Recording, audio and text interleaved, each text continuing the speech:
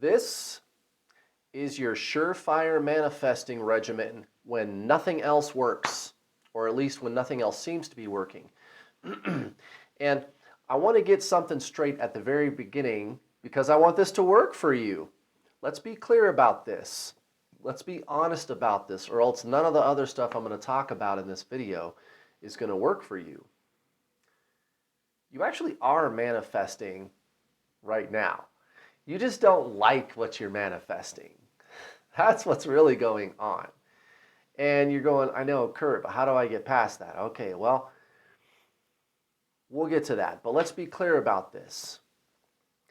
Think about what you've been through over the last, say, 6 weeks. Think about all of the emotional states that you've experienced and all of the recurring thoughts that you focus on, right? Maybe there's been a lot more negative self-talk than usual, and that's okay, right? It happens. It happens. Life becomes an ups and downs. That's just the way that works. But let's be clear about that, right? Let's be honest about what is going on in your mental sphere. What is the negative self-talk? What is the dialogue? What are the beliefs, the doubt, right? Why did you end up back here trying to figure out how to manifest this or that? And thinking, I've got to get the law of attraction to start working for me. It already is. It already is. Now that we have that out of the way, I'm going to break this down for you in 3 simple steps and get you back on track. Step 1, simplify and get back to the core. And I'll explain this in more detail in a moment. Step 2 is going to be to set a simpler intention. Pick a simpler goal to start off with. Because the easier it gets for you to manifest, the easier it is for you to manifest. It's like the more you have, the more you get. So we're going to get this ball rolling again. We're going to get you reset back on track. So just pick something simple to restart with. Okay, number 3, cultivate emotional experiences. And that's everything. Okay, that's the prize. That's how you know when you know that you know that you know. Right? Is when you feel like this thing is really going to be coming true or already is done, right? But how do you get back to that place where you can actually control how you feel about something, what you believe about something? Well, you got to simplify. So a lot of the times when we try to manifest, we're trying too hard.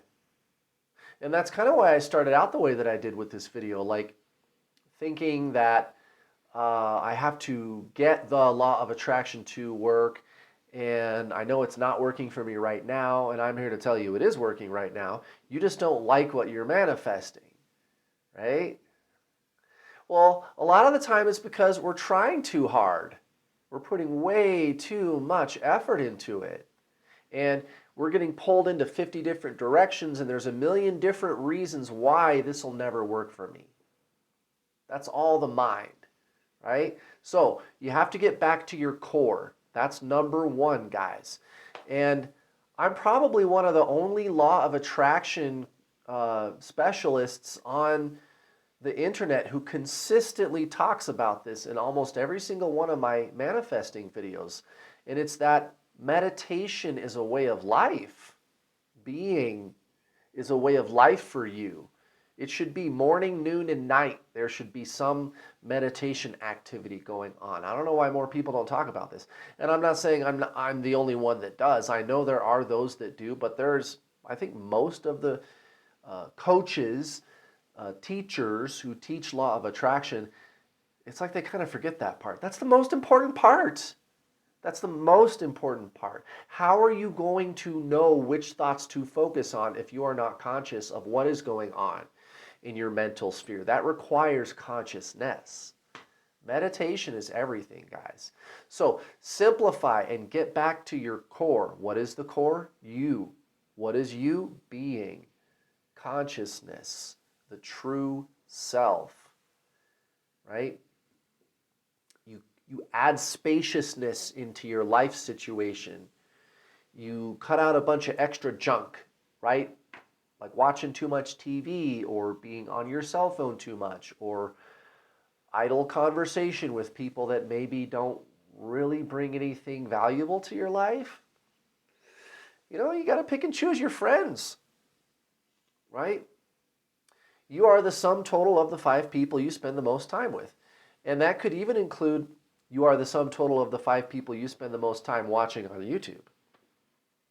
But also people that you're talking to. How much time are you spending going out and, I don't know, just looking for a distraction? And it's not even you that's looking for a distraction. It's the mind. It's the ego, the personality. It wants something out there. And this raw creative power of consciousness, it's going to take care of 95% of the work in manifesting for you. And doing things like being able to just accept what is instead of judging what is. It's the magic juice.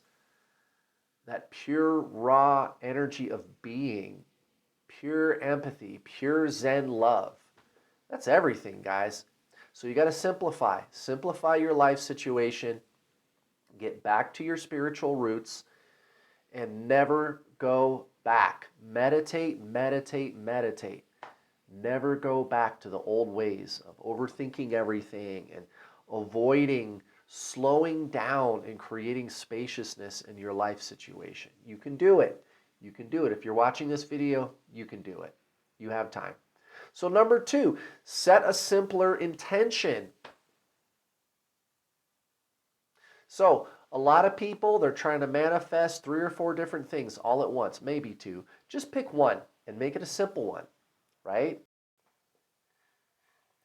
Once you are successful at manifesting something for the first time, even if it's the first time again, it's going to give you that confidence, that belief that this works. And belief is everything. What you believe is what you're going to get. That's how this works. You are cultivating belief that something is done, that something has been granted to you, that something is really going to happen. And technically, it already has happened. There is no such thing as time.